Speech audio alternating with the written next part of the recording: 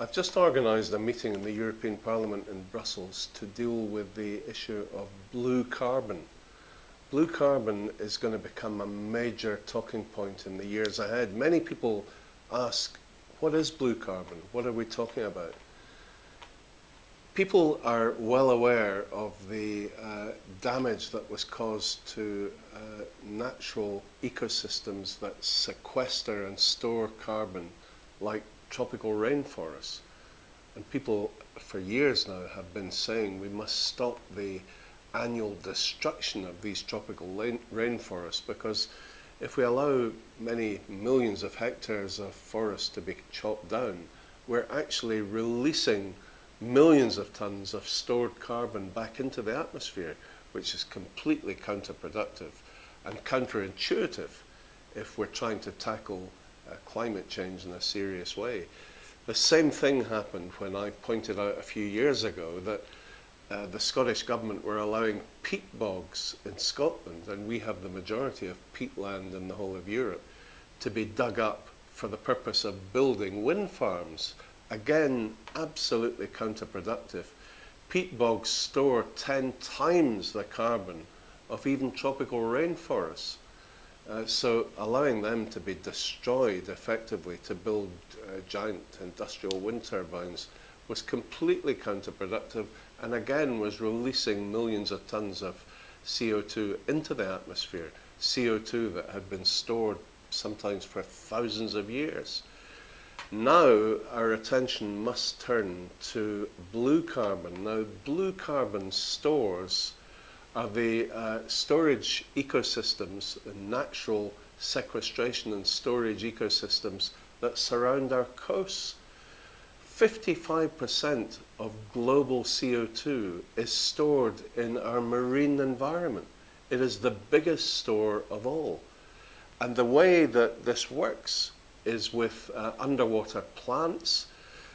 For instance, in tropical waters, you have mangrove swamps, which are very efficient storage mechanisms for CO2. But in Europe, we have seagrass meadows, kelp forests, marl beds, and even salt marshes in some of our estuaries. And a majority of these ecosystems exist around the Scottish coast. We have a very long coastline, but it's reckoned that about 20% of the seagrass meadows in the whole of Europe exist in Scottish coastal waters.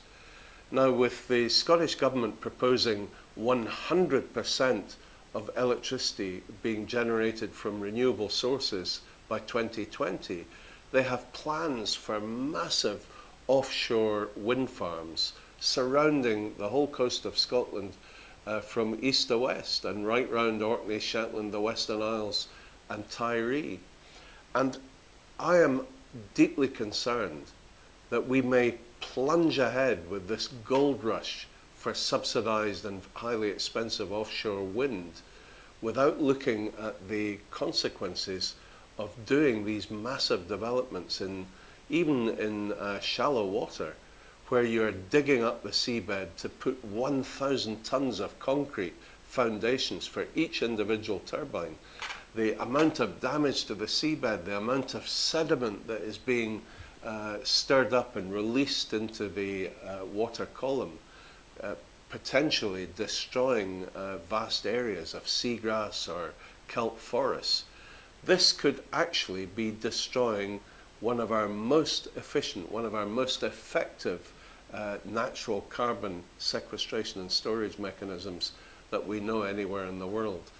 So it was important for me to get all of the main players together, from the Directorate General of Environment in the European Commission, from Marine Scotland, from the key planners in the Scottish Government, and from some of the key community groups like CATS, Communities Against Turbines Scotland, like Tiree Array, who are facing one of the biggest offshore wind farms in the whole of Europe, if not in the world, only 5 kilometres off the Tiree coastline. And we had an expert from Holderness in the east coast of England, from Yorkshire, telling us about their experience with a massive offshore wind farm that's been constructed there, and the sediment that has caused the virtual destruction of lobster and crab fishing grounds, some of the most successful and some of the most productive lobster and crab grounds in the whole of Europe. We were told quite clearly that, you know, even if you're talking about deep water construction of offshore wind, that the unintended consequences of stirring up sediment by the massive underwater work that takes place when this construction project is underway, that movement of sediment, which is always going to be inland and down towards the coast, it will never go out to sea. That kind of sedimentary movement can cause untold destruction to the breeding grounds for finfish, for shellfish, to coastal erosion, and of course to these blue carbon storage ecosystems. We must take care of our global air conditioning system, and that's what the future discussions will all be about.